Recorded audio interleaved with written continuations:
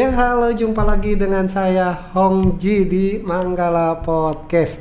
Nah, kali ini saya kedatangan tamu yang luar biasa, seorang yang pinter tentunya ya. Kenapa? Karena beliau adalah seorang dosen. Halo, apa kabar Pak dosen? Baik. Wah. Terima kasih banget sudah bisa hadir di sini ngobrol santai bareng saya di Manggala Podcast. Ya, terima kasih juga nih Pak Hongji atas kesempatannya mengundang saya di Manggala Podcast ya. Kira-kira apa nih kita mau ngobrolin apa nih? Wah, nyantai aja sambil ngopi lah. Sip. Susah juga nih ngubungin Pak dosen, sibuk ya. Ya, itulah. Apa sekarang pelajar masih datang tatap muka atau sekarang kan banyak kan online ya? Saat ini perkuliahan masih online karena memang dari anjuran pemerintah pun untuk tatap muka belum diberlakukan. Oh belum. Ya. Sama Kalau sekali nggak boleh ketemu ya? Nggak boleh. Kalau wacana dari pemerintah sih rencana tahun ajaran depan. Tapi kita nggak tahu ya. Apakah kondisinya semakin membaik? Ya mudah-mudahan kita semua pasti berdoa kondisi pandemi ini akan berakhir ya. Ya direncanain sih katanya kemarin April atau kapan udah mau mulai dibuka. Ya tapi mulur lagi nih sepertinya kalau terakhir Pak Menteri jelaskan mudah-mudahan tahun ajaran baru, tahun ajaran berarti tahun ini. Kalau untuk sekolah itu di bulan Juli biasanya, kalau untuk mahasiswa di bulan September. Ya, jadi kami dosen-dosen masih rutinitasnya online. Apa nggak kaku ya ngajar online gitu? Ya, tapi kalau udah terbiasa sih enak kali ya. Sebenarnya ada boleh bilang plus minus ya. Kalau dikatakan kaku ya kita nggak kurang enak aja sih ngajar. Ngomong sendiri, kadang mahasiswa respon kalau ditanya kita nggak tahu dia lagi ngapain gitu kan, apalagi terus nggak buka video lagi. Nggak buka video, kadang kita suruh tolong wajib video, tapi banyak alasan. Nggak kuat sinyalnya, itu belum mandi ya, banyak macam lah. Iyalah. Karena memang di kondisi perkuliahan online ya. Kita juga agak kesulitan dari sisi mungkin ada orang-orang tertentu yang tidak bisa menyampaikan ilmunya secara mudah diingat atau mudah didapatkan oleh mahasiswa ya. Saya pun biar bagaimanapun menyadari kadang lebih enak tetap langsung gitu tatap muka dibandingkan dengan kondisi-kondisi yang kita harus ngajar online gitu. Nah di sisi lain ya buat orang-orang tertentu yang kondisinya wah dia lebih nyaman nih online nih ya memang lebih fleksibel karena tidak harus datang. Iya. Tapi lama-lama juga nanti terbiasa kayaknya. Akhirnya begitu kembali ke sekolah, udahlah online aja lah. Ya memang kalau kondisi saat ini kan boleh dibilang mahasiswa atau siswa tuh kangen kampus, kangen sekolah. Iya. Dia berharap bisa tatap muka karena lebih menurut mereka lebih nyaman belajarnya. Tapi di sisi lain mungkin orang-orang tertentu wah saya lebih enak nih dengan kondisi seperti ini. Waktunya fleksibel. Bahkan orang-orang yang pekerja yang dia ada kuliah sambil bekerja ini sangat menguntungkan dari sisi waktu gitu. Oke, iya sih. Ya mau nggak mau sih kita dituntut dengan kondisi kayak gini udah harus ikut ya, apapun yang terjadi ya nggak bisa dihindari juga, online itu jadi satu keharusan ya. Betul. Ya memang kalau dibilang untuk sarana ya harusnya sih kondisi saat ini misalkan kebutuhan internet kan pemerintah membantu juga. Pemerintah membantu memberikan kuota. Jadi harusnya nggak ada masalah. Nggak ada masalah gitu. Cuma memang kadang kesulitan kami pengajar ini ya menyampaikan metode pengajaran secara langsung dengan online ini kan sepertinya berbeda gitu. Istilahnya ikatan emosinya beda. Saya ngomong sendiri, coba Joko jelasin, nggak ada kabarnya, nggak tahu dia lagi ngapain gitu. Nah ini yang penting gitu. Mungkin absennya. Ya, tapi secara ilmu ya mudah-mudahan apa yang kami berikan baik online atau tapi mungkin offline, materinya malah bisa di-share ya. Ya kalau materi memang kemudahan buat mereka, mereka bisa Tinggal istilahnya, download aja. tinggal download aja. Hmm. Ya kebetulan di kampus kami ada sarana untuk e-learning, ya, Iya, media iya. e-learningnya. Nah media e-learningnya itu sangat membantu. Jadi Udah ada untuk cloudnya gitu ya. ya untuk mengupload latihan, tugas, absensi itu semua by system Oh, by system. menggunakan konsep e-learning. Oke. Pak dosen nih di kampus mana? Kalau boleh tahu Pak Jan? Saya di kampus Universitas Budi Dharma di Karawaci, oke. Tangerang. Karawaci Tangerang ya. Ya. Deket dong dari rumah ya. Dekat, ya 5 menit lah sampai. Enak banget. Jadi Ya. selain sibuk sebagai dosen, jadi ada kerjaan lain kali? Kebetulan saat ini saya luangkan waktu juga untuk mengelola usaha di bidang Apa, kopi? Bukan. Saya pikir sekarang kan yang marah. Ada rencana sih, ada Iya, rencana. kopi. Mudah-mudahan tercapai. Ah. Tapi saat ini saya lebih kepada fashion untuk kaos. Oh, kaos. Ya, kaos-kaos. Kaos juga sekarang lagi plus bordir. laku lah ya. Ya. Karena saya lihat orang-orang gitu kaos buat organisasi lah, buat apalah. Betul, klub tapi lah. selama awal pandemi itu boleh dibilang terjun bebas ya, Pak. Masa? Pengaruh karena memang customer saya ini kebanyakan memang lebih kepada mereka nih fungsikan kaosnya ini untuk event-event. Oke. Jadi misalnya mau momen perpisahan nih, Usaha. mereka ambil. Oh. Atau organisasi nih dia mau ngadain kegiatan, nah mereka ambil. Iya bener juga ya. Jadi Kayak- pada saat awal pandemi itu karena semuanya dibatasin, dia tidak bisa melaksanakan kegiatan, dia tidak bisa melaksanakan aktivitas apapun. Ya efeknya kita yang pelaku UMKM, khususnya saya di bidang fashion untuk kaos ya, lebih kepada dominannya kaos plus sablon ya. Jadi itu pengaruh sekali gitu. Banget ya. Nah, Iyalah kayak misalkan biasanya kan kalau pergi kemana baru cetak kaos. ya betul. Ya, artinya bukan cuma kaos aja sih yang terjun bebas, dunia pariwisata pun kena imbas. Betul. Ya beberapa bidang sangat berpengaruh lah gitu ya. Kecuali mungkin kalau yang saya pribadi lihat mungkin bidang-bidang makanan yang kebutuhan pokok ini yang boleh dibilang bagus. Iyalah kalau makan pokok ya nggak bisa, kondisi apapun orang tetap harus makan. Iya betul. jadi ya bersyukurlah yang main di bidang bahan-bahan pokok gitu nggak terlalu pengaruh banyak. Ya. Kalau yang jenis kaos apa itu kan sifatnya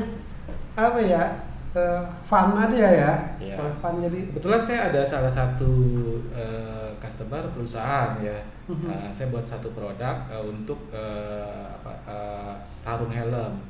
Nah itu pun sama berpengaruh. Jadi perusahaan yang berpengaruh turun targetnya, pengaruhnya ke saya juga. Jadi itu semua efeknya Tapi ada. sebenarnya kalau helm itu tetap laku kali kan, motor banyak juga. Orang berpikirnya mungkin ya, ini yang saya analisa, kebutuhannya dia pentingin dulu nih untuk kebutuhan istilahnya Iya, perut. perut, untuk kebutuhan keluarga. Iya. Ya boleh bilang kalau untuk kebutuhan helm seperti itu kan boleh bilang nomor sekiannya Iya gitu. sih. Jadi dia pentingkan perut dulu. Benar. Kalau sudah sesuai baru dia bisa beli untuk kebutuhan lain. Nah ini berpengaruh gitu. Bahkan ya boleh dibilang 1-2 bulan sempat stuck gitu. Dan Awal-awal.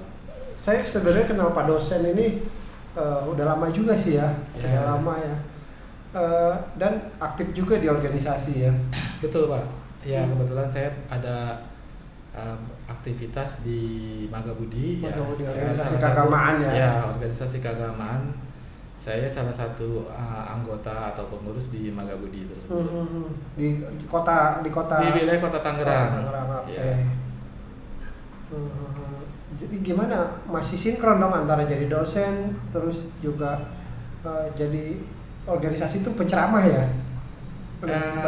Ya kalau saya pribadi dari awal memang fokusnya bukan untuk ke bidang ceramahnya, walaupun mungkin dalam 1 bulan ada 1 atau 2 saya harus melakukan pembinaan kewihara atau ceramah gitu ya.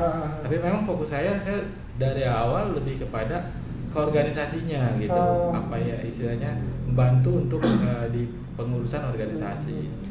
Oh, lebih ke organisasi ya. Karena bidangnya dosennya sendiri kan jurusannya Saya di bidang ilmu komputer. komputer. Iya. Oke. Ilmu Komputer jadi- juga di organisasi penting banget itu. Ya, memang awalnya kan kebutuhannya pada saat awal saya terjun di organisasi tersebut pun ya karena ada kebutuhan nih organisasi untuk bantu untuk kebutuhan bidang-bidang ilmu komputer. Iya. Misalnya buat desain, buat Desain. apa gitu. Nah, itu sih. Ya sambil berjalan mau nggak mau saya juga harus ngembangin diri nih di bidang keagamaannya. Artinya ya saya coba untuk bantu sharing dhamma atau ceramah di wihara-wihara gitu. Jadi bukan cuman ibaratnya skill di akademis aja, tapi spiritualnya juga dapat Ya, Oh. jadi artinya ada ya setidaknya kita isi juga diri kita dengan bidang agama atau bidang sosialnya gitu karena Oke. memang biar balance ya. biar balance, biar bagaimanapun. Biasanya juga kalau aktif di situ rezekinya nambah, bener nggak? Ya selama ini saya akuin boleh dibilang dari sisi saya usaha ya mulai awal kecil ya ya boleh dibilang berkembang lah gitu. Ya saya pun dapat istilahnya dapat kerjaan dari organisasi ataupun dari teman-teman di organisasi yang membutuhkan Oh, iya, gitu. benar Jadi sih. networkingnya dapat gitu. Kayak saya misalkan mau cetak kaos nih, ya kenalnya siapa sih? Nah, Pak dosen. Ya ya, udah, harusnya bisa aja, bener-bener. betul. Tapi kalau masang CCTV sama saya ya. Oke, siap. Tapi memang bukannya saya usaha terjun di organisasi untuk nyari ke situ 100% bukan, Oh, tapi enggak. memang Tapi awalnya sambil saya menyelam sudah minum air. Betul. Dari awalnya memang saya sudah terjun di organisasi, terus ada menjalankan usaha ya salah satunya bantu juga lah teman-teman di komunitas organisasi tersebut gitu. Ya bener sih, kayak saya juga bohong kita tanpa kepentingan ikut satu organisasi, bohong. Semua juga orang punya kepentingan. Ada, betul. Ya. Di samping memang kepentingannya apa? Seperti saya sebuah organisasi itu saya jadikan kendaraan di mana kalau nggak ada medianya atau nggak ada kendaraannya untuk kita berjalan atau berkarya, ya nggak bisa apa-apa juga gitu. Betul. Makanya kadang bukan karena wah kitanya pandai nih, kitanya skillnya ada, terus makanya organisasi butuh sama kita, nggak gitu sih sebenarnya. Ya. Tapi karena ya kita punya kepentingan untuk melakukan bantu-bantu orang di sana atau apa, makanya kita gabung gitu. Kalaupun ada hubungannya sama bisnis kita, mah tadi ada yang cetak kaos, ada yang apa, itu sih bonus lah. Betul. Itu sebuah konsekuensi bergaul. Betul. Iya, Ya bergaul. networkingnya lah.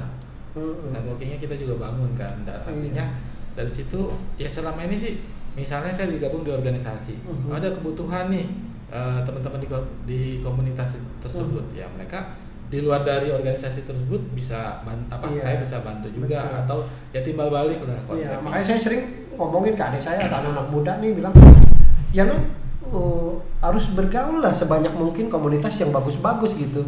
Itu nggak tertutup kemungkinan ketika kita berusaha apa, mereka tahu kita punya usaha apa, ketika dia butuh itu yang dicari siapa? Betul. Pasti. Kita yang di dalam Kita nggak usah situ. promosi kok soal dagangan Iya. kita, tapi dia tahu pekerjaan kita apa, itu mau otomatis lah. Betul ya. Yang penting kayak attitude kita jaga, pergaulan kita jaga, juga orang percaya. Makanya dibilang nggak punya kepentingan, ada lah semua. Pasti orang. ada, satu sisi ada lah. Ada. Entah itu istilahnya memang ya untuk relasi-relasi atau untuk kita memang murni kepentingan misalkan untuk bantu mengembangkan, kan bisa saja. Jadi Iya. banyak macam lah menurut saya. Benar sih. Dan saya pribadi di dosen pun saya ikut komunitas dosen-dosen. Jadi Komunitas dosen, bukannya hanya satu arisan komunitas. dosen gitu. Bukan. Oh, bukan. Komunitas. Lebih ke komunitas karena memang sesuatu yang ada di dalam belum tentu baik jika berada di luar. Nah, ini saya alami. Saya kalau di dalam aja boleh dibilang ilmu saya terbatas. Ilmu saya terbatas. Betul. Nah, saya selaku dosen, saya kembangin nih. Saya harus bergabung dengan teman-teman komunitas dosen yang berada di seluruh Indonesia. Kenapa? Tujuannya saya dapat informasi dari teman-teman yang ada di komunitas tersebut. Betul. Saya bisa ngembangin diri dari komunitas tersebut. Iya. Gitu. Jadi Yang penting kita punya teman yang positif semua lah. betul gitu ya, walaupun mungkin dilihat tidak semuanya grup-grup medsos atau WA ataupun Telegram itu nggak semuanya 100% bagus. Iya, Tapi iyalah. kita bisa saring-saring lah. Ya nggak usah itu grup begitu banyak, di keluarga kita aja berantem sama. Betul. Hal yang biasa. Ya, lah. ya. Pak dosen udah lama ngajar, sejak kapan?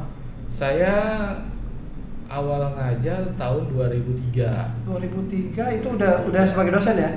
Belum. Awal ngajar saya ngajar anak SD. Jadi kalau boleh dibilang nih, pengalaman ngajar saya dari anak ingusan sampai anak kumisan. Istilahnya gitu. Iya, iya. Dulu saya awal karir memang saya ngajar di anak SD, anak sekolah ya di SD Perguruan Budi. Pada saat itu sebenarnya saya juga nggak ada cita-cita sebagai pengajar. Jadi saya pada saat itu Jadi terpaksa. ya gimana ya, ada tawaran, menurut saya itu peluang, ya saya coba. Oke. Nah, jadi pada saat itu saya sebagai karyawan di kampus ya di Budi, sebagai karyawan, bukan sebagai tenaga pengajar. Nah, pada saat itu saya aktif sebagai karyawan di lab komputer. Nah, aktivitasnya lebih kepada untuk kebutuhan lab. Nah, pada saat 2003 itu saya sudah mulai ditawarin sama temen, mau nggak ganti dia ngajar.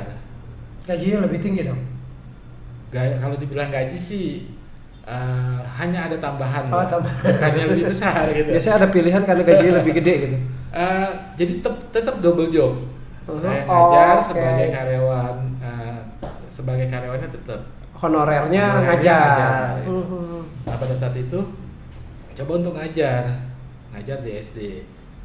Nah, di 2003 itu pula saya sudah mulai ditawarin. Pada saat itu jenjang saya masih S1. Tawarin untuk ngajar di kampus nih. Nah, pada saat itu memang aturannya belum seketat sekarang ya. Jadi saya lagi itu masih bisa ngajar. Nah, sambil berjalan saya ngajar di dulu namanya STEMIK ya, STEMIK Budi. STEMIK ya, masih belum universitas ya. Masih sekolah tinggi. Saya ngajar di STEMIK Budi. Sambil berjalan saya coba untuk kuliah. Nah, kebetulan saya dibiayai juga kuliahnya oleh kampus ya. Jadi, S1-nya apa bidangnya? S1 saya bidang ilmu komputer. Saya alumni dari Budi juga. Jadi saya mengabdi di Budi juga. Udah cinta mati dong. Cinta mati. S2-nya juga komputer? S2 komputer, tapi saya ambil di Jakarta di STEMIK RSA. Ya, pada saat itu saya diberikan bantuan beasiswa dari kampus. Ya, hingga saat ini ya saya masih mengabdi untuk mengajar gitu. Itu nggak boleh keluar karena udah dibiayain. Ya, balik lagi ini apa istilahnya bentuk tanggung jawab saya juga kan. Ya. Tapi emang enak ya jadi guru gitu, dosen? Sedikit saya bandingkan nih antara ngajar anak SD dengan anak kuliah. Dulu saya berpikir ya, kayaknya lebih enak ngajar yang anak kuliah, anak SD dah. Anak SD. Ya, dulu saya berpikirnya seperti itu karena saya berpikirnya boleh dibilang secara ilmunya jauh gitu kan. Ya. Nah, tetapi ternyata ngajar itu bukan hanya sekedar kita menyampaikan ilmu, tetapi ngajar itu menurut saya ada sesuatu yang kita harus berikan ke anak itu. Dalam arti bukan hanya ilmunya, tetapi misalnya tingkah laku, attitude-nya gitu. Karena biar bagaimanapun kita selaku pengajar, ini kan sebagai contoh juga. Iya, gitu. betul sih. Nah, kita mendidik ini juga tanggung jawabnya adalah antara kita selaku pendidik dengan orang tua nih. Nah, si orang tua ini yang boleh dibilang menitipkan kita nih. Ini sebagai beban juga gitu. Jadi udah nggak boleh salah, dan nggak boleh jalannya miring-miring dong. Betul, harus lurus gitu. Karena itu yang dicontoh oleh siswa kita gitu. Nah, pada saat itu saya berpikir anak-anak gampang aja. Ternyata anak-anak itu menurut saya jauh lebih sulit dibanding dengan mahasiswa sudah dewasa. Atau sudah dewasa. Karena kalau anak-anak kita lagi ngomong baru kita jelasin. Yang satu udah jungkil balik, yang satu udah nangis segala macam gitu. Nah itu tuh menurut saya akhirnya saya berpikir, wah kayaknya lebih baik saya full untuk di kampus gitu.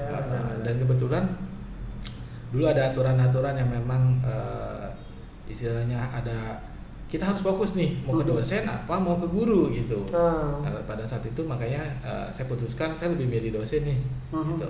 Walaupun konteksnya anak-anak dewasa ini boleh dibilang ada orang yang mungkin secara ilmunya mungkin jauh lebih lebih baik dibanding saya. Karena mungkin dia sudah berpengalaman di luar nih, dia kuliah kembali untuk mencari satu gelar. Ada juga yang seperti itu. Tapi emang itu tuntutan kita selaku pengajar ya, kita harus memahami semua apa yang kita ajarkan. Jangan sampai istilahnya kita ngajar nih salah juga, kita mengajarkan hal yang salah itu juga akan bumerang buat kita gitu. Makanya dengan mengajar berarti saya selalu belajar gitu. Kalau misalkan mau ngajar ya minimum apa yang kita ajarkan itu kita harus pahami. Betul.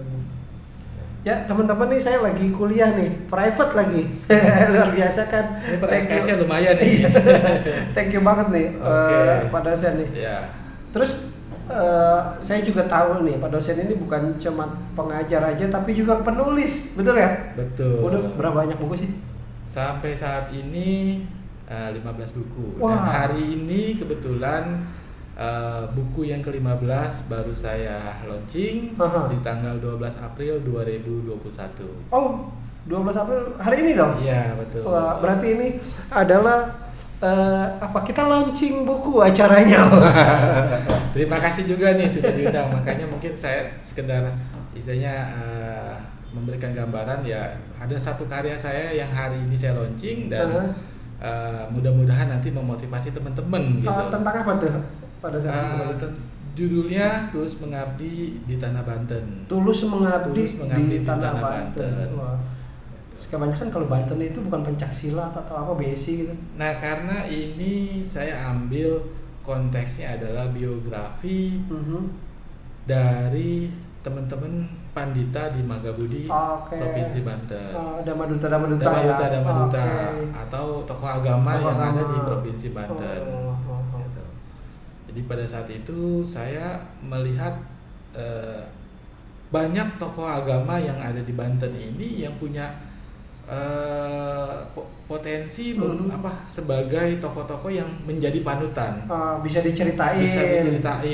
Mereka punya istilahnya punya sesuatu yang sebagai motivasi orang-orang untuk bisa menjalankan seperti beliau juga gitu. Nah, awalnya sih saya memang terinspirasi dari acara Ruang Cerdas Magabudi ya. Ruang Cerdas Magabudi itu pada saat itu ya karena pandemi semuanya kan by online. Nah pada saat itu di Ruang Cerdas itu memberikan atau menampilkan diskusi-diskusi dari beberapa tokoh agama. Gitu. Walaupun mungkin di buku saya hanya menjelaskan 8 orang tokoh agama yang ada di Banten. Gitu. Di luar dari 8 orang ini saya meyakinkan banyak pasti gitu. Banyak yang sekali punya istilahnya prestasi atau punya istilahnya dan jadi contoh lah. Jadi contoh gitu. Itu banyak. Cuma masalahnya kalau diisi semua nggak mungkin juga. Boleh dibilang anggotanya aja 300-an. Ya, kalau kita bicara 10% yang istilahnya potensi itu udah 30-an. Nggak mungkin juga saya muat ditulis dalam satu buku. Jadi harus ada episode 1, 2, 3. Nah, pada saat itu saya juga diminta next ke depannya bisa nggak nih buat juga untuk yang lainnya gitu. Nah ini jika berkenan dari tokoh-tokohnya pun saya sih siap saja. Gitu. Malah jadi ada bahan untuk nulis ya. Betul, karena memang ya boleh dibilang nulis ini kan harus diasah. Kalau stop ya udah. Iya. Tumpul lagi gitu. Dan penulis juga harus jadi seorang pembaca ya. Betul. Karena aktivitas sebelum nulis ya dia harus baca dulu. Gitu. Iya. Ya memang nulis itu boleh dibilang butuh waktu juga. Ini bukunya yang ini buku yang hari ini di launching. Tulus mengabdi di tanah Banten. Iya. Oke, keren. Hari ini ya di launchingnya ya. Iya, betul. Tapi ini kok nggak asing saya nih, covernya muka-mukanya kayak teman saya semua nih. Ya kebetulan saya juga satu organisasi dengan Pak dosen ini, jadi saya banyak kenal juga nih teman-teman di sini. Ya ya. Jadi isinya tentang apa nih? Apa tentang biografi semua yang ada di sini atau perjalanan karirnya atau gimana? Ya, jadi buku ini memang lebih kepada biografi dari para tokoh-tokoh tersebut. Biografinya mulai dia dari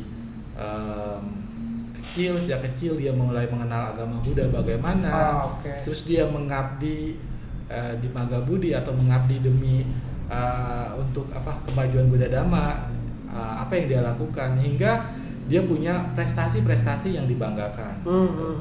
Nah, ada salah satu kebetulan saya ambil tokoh yang sudah almarhum yaitu Pandita Soeharto ya.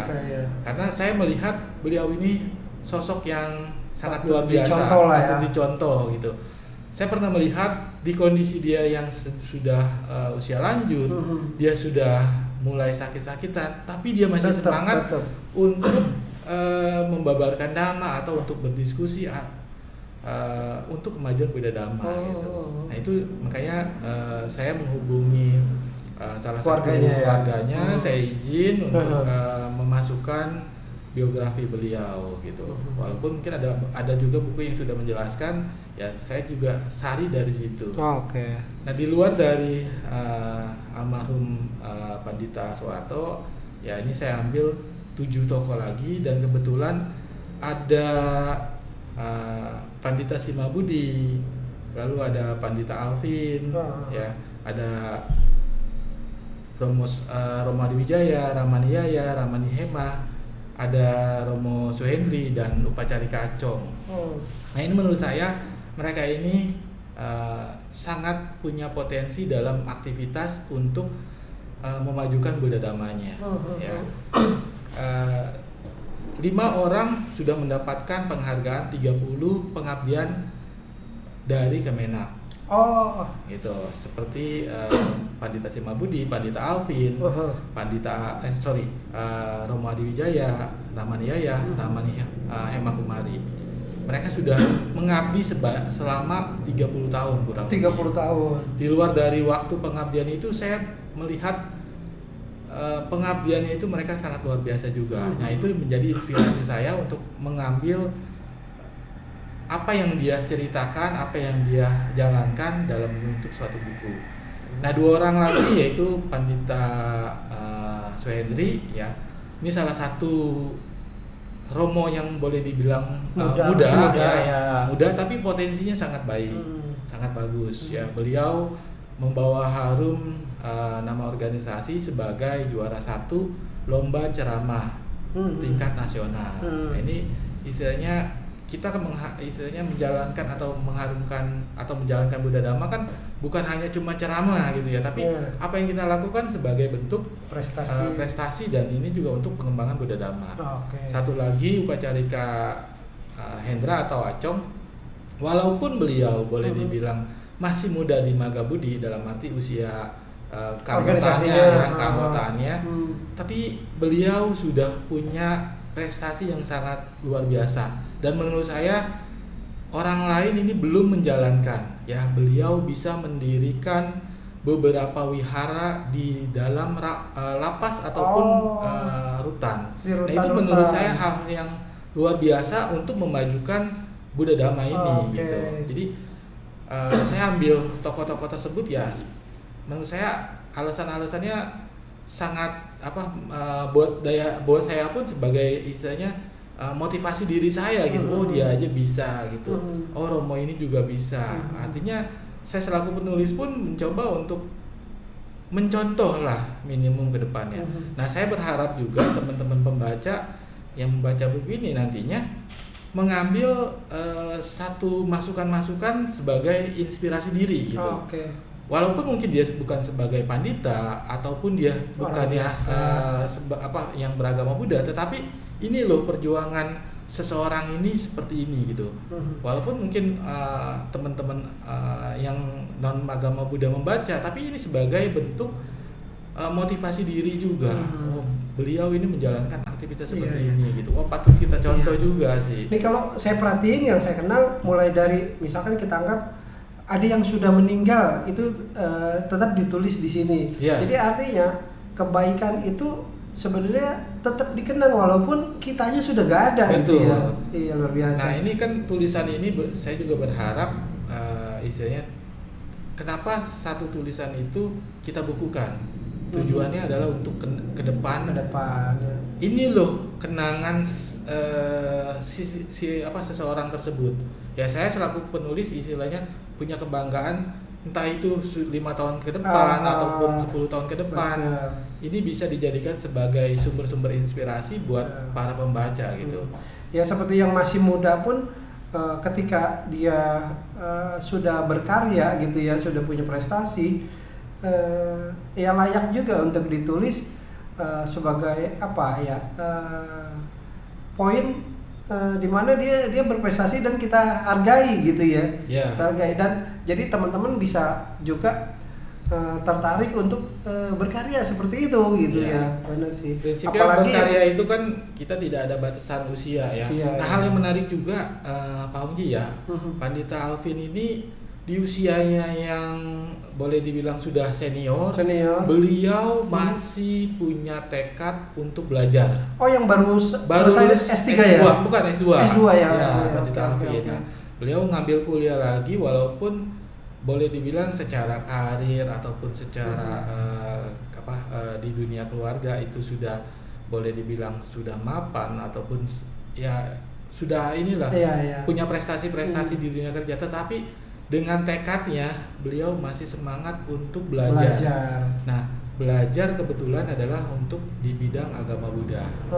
Jadi teman-teman bisa ambil sarinya di mana belajar itu nggak ada batasnya. Betul. Gitu ya, nggak ada batasnya. Saya pun pas mendapat informasi bahwa ternyata Romo Alvin baru lulus S2.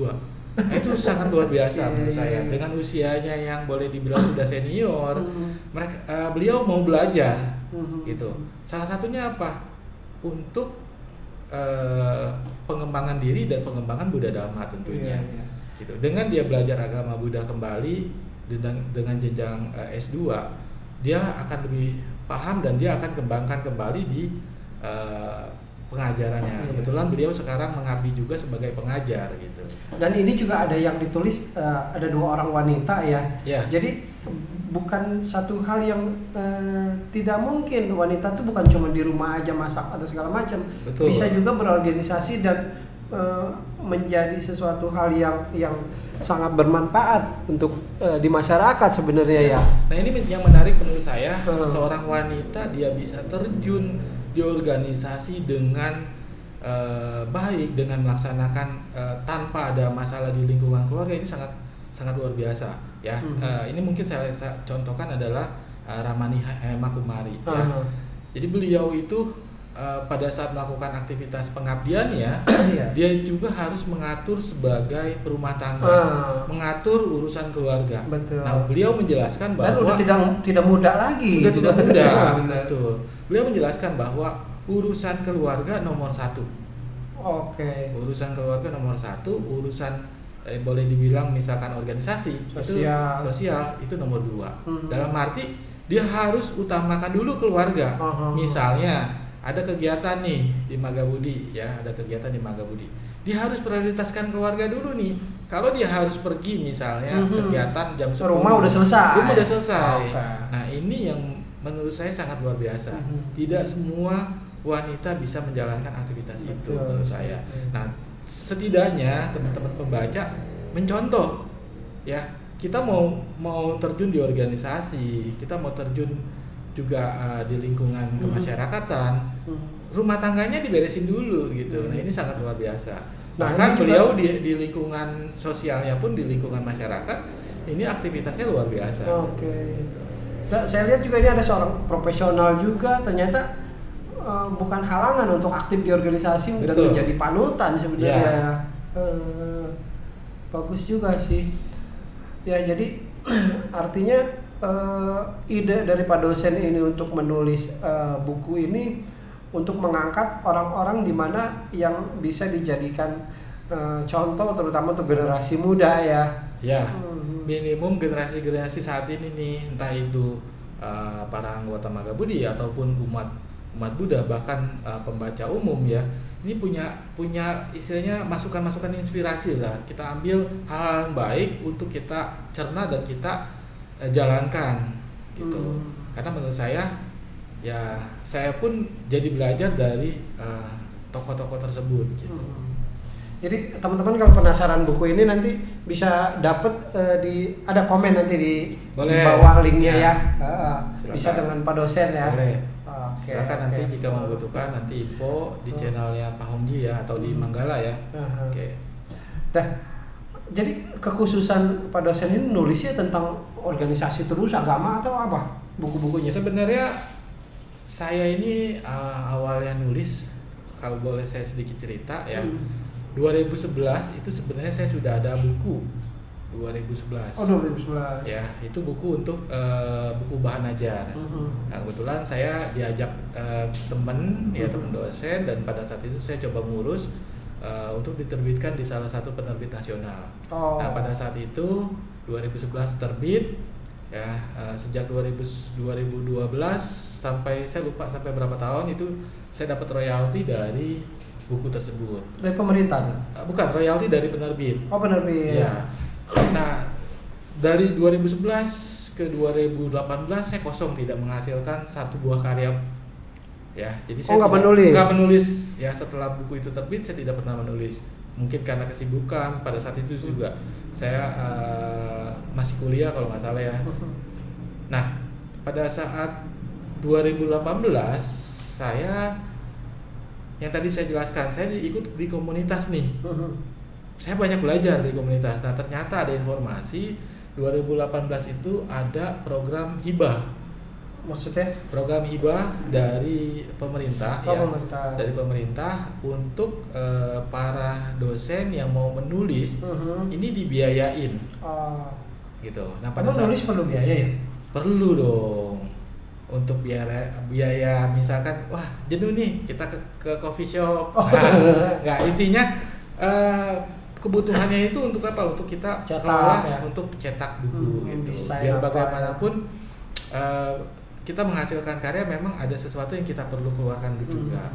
Nah, pada saat itu 2018 saya dapat informasi, saya punya impian membuat satu buku ya, yang pada saat itu saya pernah ikut training selama 6 bulan topik tersebut, tapi saya tidak pernah tuangkan ke dalam bentuk tulisan. Nah, ada motivasi nih untuk hibah nih. Wah, saya berpikir saya coba nulis lagi nih. Dalam 1 bulan saya selesaikan buku tersebut. Saya kirim untuk mengikuti program hibah, dan di bulan saya lupa pertengahan tahun ya, itu mendapatkan informasi diterima 50 orang se-Indonesia berhak mendapatkan bantuan dana atau hibah penulisan buku ajar. Nah, sejak saat itu itu kebutuhannya untuk akademisi saya selaku dosen memang butuh untuk hal seperti menulis buku ya. Wajib ya. Boleh dibilang satu kewajiban gitu. Ada teman-teman yang lebih senang dia bikin jurnal, saya lebih dominannya ke buku, ke karya buku. Nah, di 2018 ini kondisinya karena saya sudah mendapatkan, saya berpikir saya harus gali kembali nih ilmu, jangan sampai saya stuck. Nah, ternyata 2018 akhir saya mau kumpulkan nih teman-teman komunitas dosen. Nah, ternyata dorongan motivasi teman-teman dosen ini kurang. Akhirnya 1 tahun saya stuck lagi. Nah, di 2020 kebetulan pandemi, waktu luang saya banyak. Itu untungnya pandemi ya. Ya.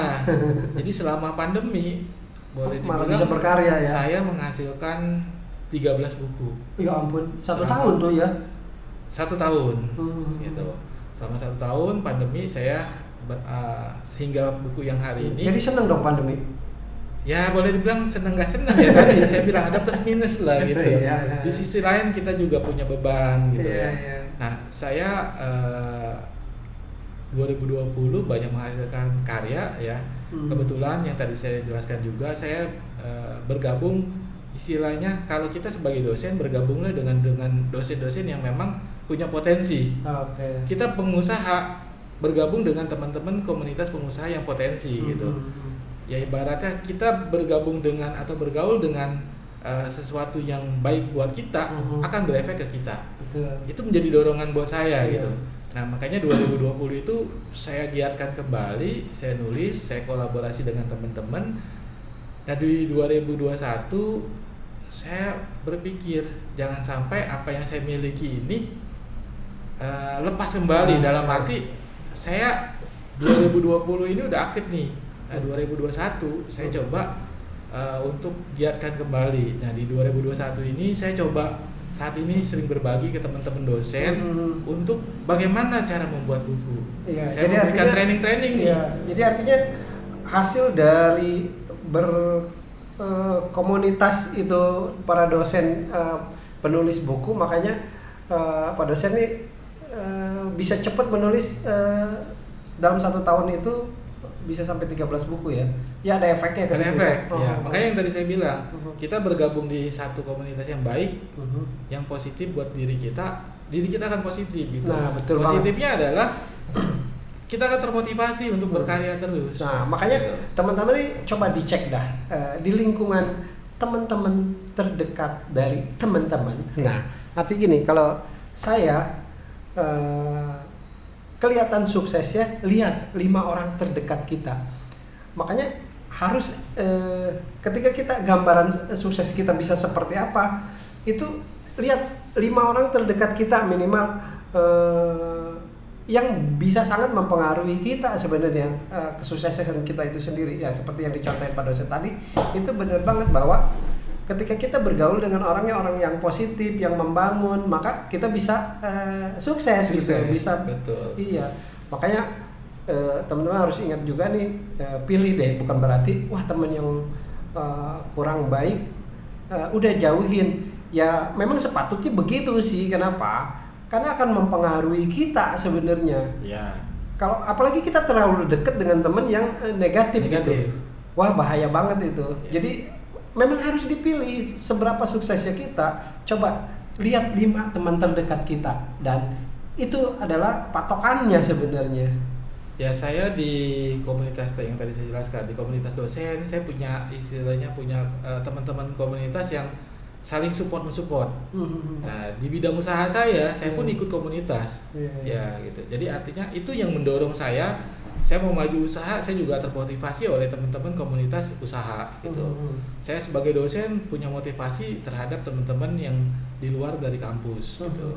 Saya selaku penulis nih sekarang sudah menghasilkan karya-karya, saya juga mau mendorong nih teman-teman gitu. Bahkan sampai saat ini saya coba membimbing, mengcoaching teman-teman khususnya teman-teman dosen yang mau buat buku. Saya bantu gitu. Saya bantu jelaskan, saya bantu bimbing sampai menghasilkan 1 buah karya buku. Orang penulis juga ada gagalnya juga ya? Itu pasti. Ya kalau kita bicara kegagalan penulis, ya kita bicaranya adalah pada saat dia mengirimkan 1 buah karya ke dalam penerbit. Saya tahun lalu saya mau coba nih menulis bukan ke media buku, tapi ke media online. Saya tulis beberapa karya saya kirim, saya ditolak ditolak ya. Nah pada saat ditolak, saya berpikir ya penolakan itu kan bukannya mungkin ya, kan akhir segalanya ya. Akhir segalanya. Tapi pada saat saya coba 1-2 kali gagal, kalau saya mundur, saya tidak akan mendapatkan prestasi. Saya mendapatkan juara 1 lomba menulis artikel Waisak. Oke. Yang itu dipublish secara online. Online ya. Gitu. Nah, karena kalau kita pernah mendengar kisah ya, penulis buku Harry Potter itu ditolak oleh beberapa penerbit. Padahal itu buku luar biasa. Bukunya saat ini orang tahu semua. Iya, sedunia. Ya, sedunia gitu. Bahkan di Indonesia pun pamor Harry Potternya itu luar biasa. Iya. Tapi ternyata ada penolakan juga ya. kegagalannya luar biasa juga, Pak. Oke. Bahwa beliau ini ditolak beberapa penerbit. Ternyata itu bukan satu hal yang menurut dia putus asa gitu. Ditolak ke satu, dia lari kedua, ketiga. Dan bahkan si penerbit yang pada saat itu mau menerbitkan pun dia tidak yakin terhadap karyanya. Jangan-jangan nih nggak laku nih gitu. Nah pada saat itu akhirnya gul dan sangat luar biasa. Betul gitu. sih. Nah kalau kita bicara kegagalan, ya saya pun tadi yang saya jelaskan, saya submit ke media online, ya media online yang boleh dibilang trafficnya bagus, pamornya tinggi ya. Ternyata gagal. Pada saat itu saya kalau nggak salah sekitar tiga media karya. online. Tiga media online yang saya kirimkan. Nah, ternyata ada peluang saya nulis ke media online yang menurut saya sangat luar biasa. Dilombakan dan saya dapat juara. Kan coba kalau misalkan kemarin begitu ditolak terus nyerah, nggak ada karyanya. Nggak ada karya, saya nggak dapat prestasi juga betul, gitu. Betul. Nah itu menurut saya kita gagal satu kali, kalau kita harus ulang, kita perbaiki, lakukanlah gitu. Betul. Itu juga justru saya belajar dari kegagalan itu sebenarnya bahan bakar untuk kita terus melaju sebenarnya. Asal jangan ketika gagal terus menyerah, angkat tangan. Sebagai dorongan lah ya. Iya. Nah saya juga saat ini mendorong mahasiswa saya untuk coba berkarya juga gitu. Nah ini Pak Uji ada salah satu karya saya. Ini buku yang saya terbitkan bersama troubleshooting jaringan komputer. rekan-rekan mahasiswa saya. Oh ini jadi kumpulan tulisan atau? Kumpulan tulisan dari saya dan mahasiswa kolaborasi. Jadi pada saat itu saya berikan tugas-tugas ke mahasiswa dan ternyata tulisannya dari yang saya lihat cukup bagus ya. Akhirnya saya olah dan saya jadikan buku untuk kolaborasi ini. Nah, saya juga dorong ke teman-teman mahasiswa ya.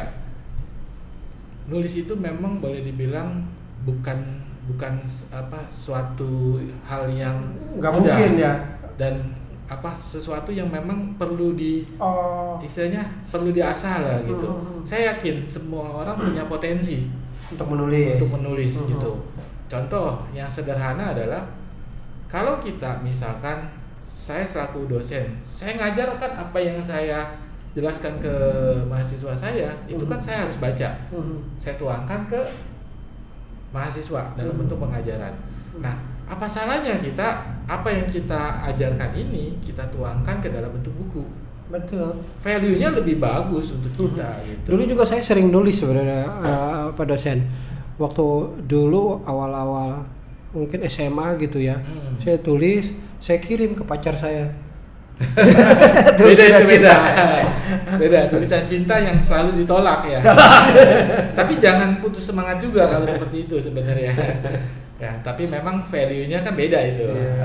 Nah, ngomong-ngomong tulis buku, sekarang kan media online malah lebih dominan ya, mendominasi seperti e-book atau apa dituangin dalam bentuk itu. Itu sih mungkin secara penulisannya sih sama aja kita menulis buku gitu ya. Cuman ini antara dicetak atau tidak gitu ya.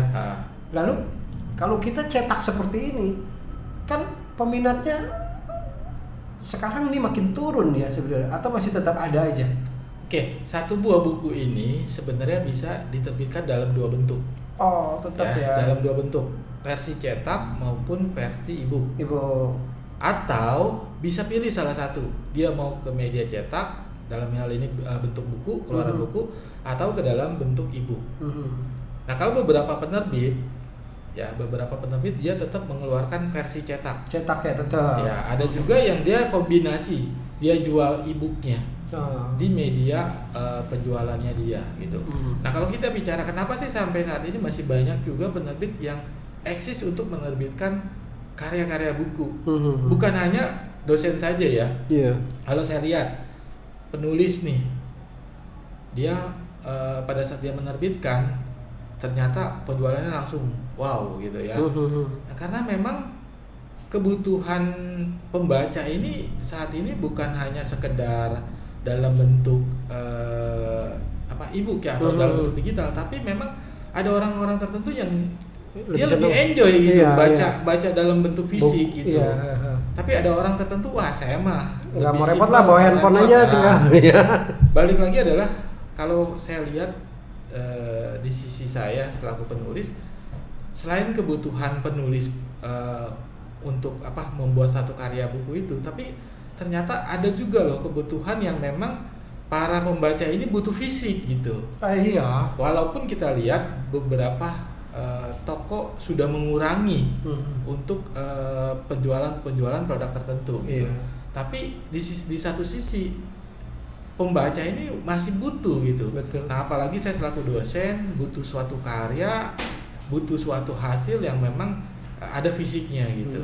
Tapi memang benar sih ketika ada fisiknya, kayak kemarin saya masuk jalan ke mall, ada lihat buku menarik juga nih. Ya udah saya belilah, saya seneng juga pegang buku lagi gitu. Tadinya udah konsennya kalau nggak lihat YouTube, bacanya e-book gitu. Jadi lebih enak, apalagi beritanya itu kan gampang banget gitu, didapetnya cepet.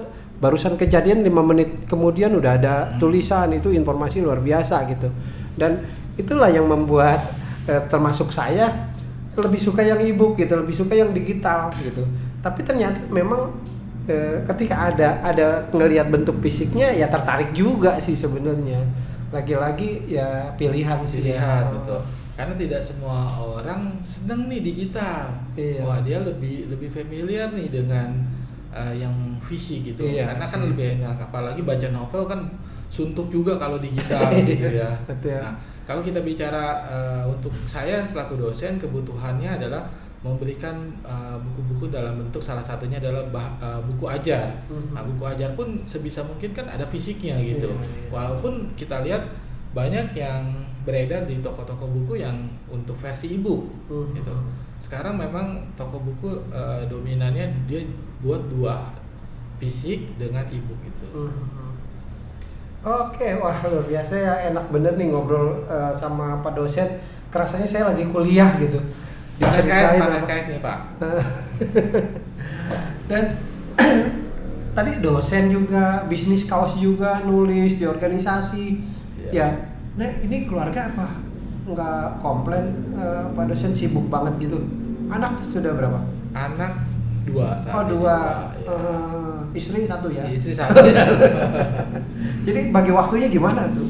Ya, jadi dulu saya awal-awal di organisasi boleh dibilang ada sedikit komplain lah dari istri atau dari pasti keluarga lah ya. Suruh tidur di luar ya. Nggak sampai situ sih. Karena pada saat itu boleh dibilang porsi organisasinya terlalu over. Nah, sejak itu saya coba untuk bagi waktu. Artinya untuk kebutuhan organisasi sosial atau organisasi keagamaan harus balance dengan di lingkungan keluarga gitu. Kalau bicara mengenai dosen kan itu sebagai profesi atau pekerjaan yang mau nggak mau istri harus itu support, wajib lah, kewajiban. Itu gitu. mah nggak ada yang komplain kan? Ya, itu komplain. Begitupun usaha, kebetulan kan istri juga mendukung untuk jalankan usaha. Artinya paling saya harus atur waktu ya setidaknya ya ada waktu untuk anak-anak juga. Tapi social life kan tetap harus ada. Betul. Ya biar berimbang ya. Ya, di satu sisi tetap saya harus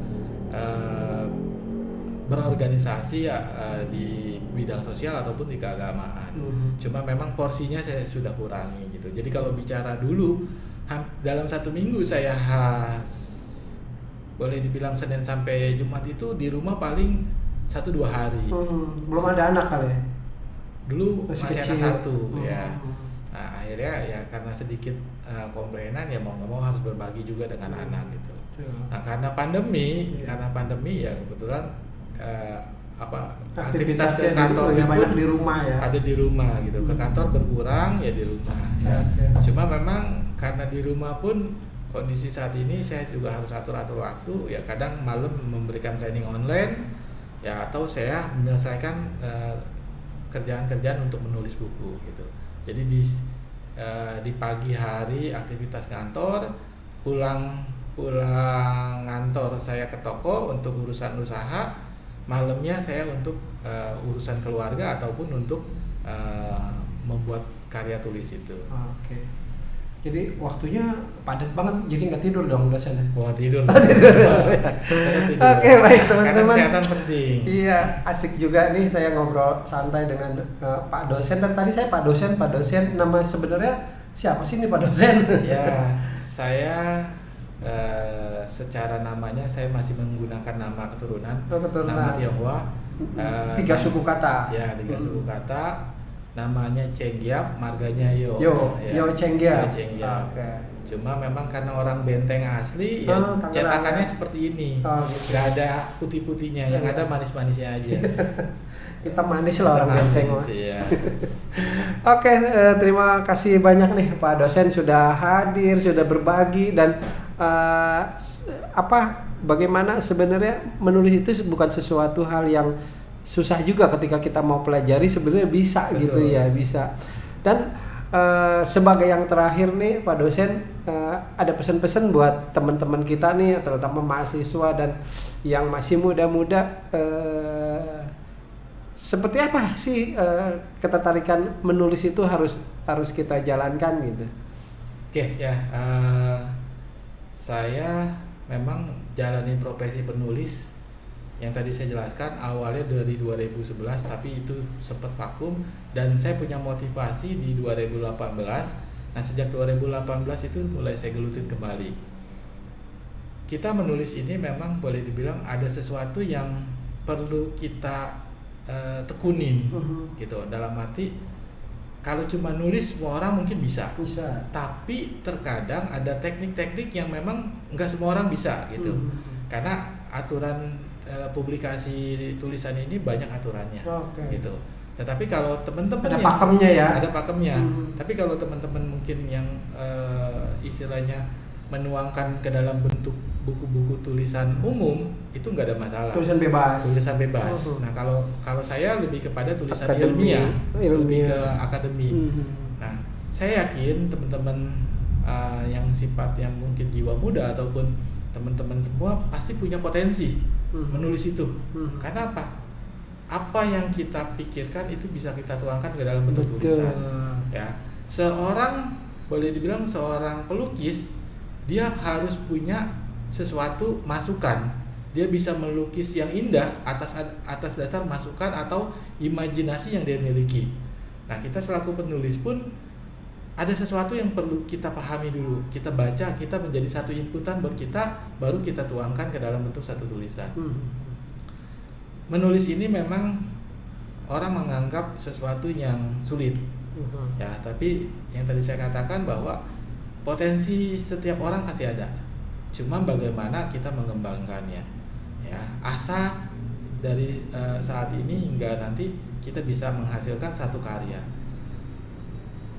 Minggu lalu saya tertarik dengan salah satu teman saya posting di Facebook, ya, postingannya menjelaskan bahwa dia anaknya mendapat prestasi juara harapan atau apalah ya, tapi dalam bentuk tulisan.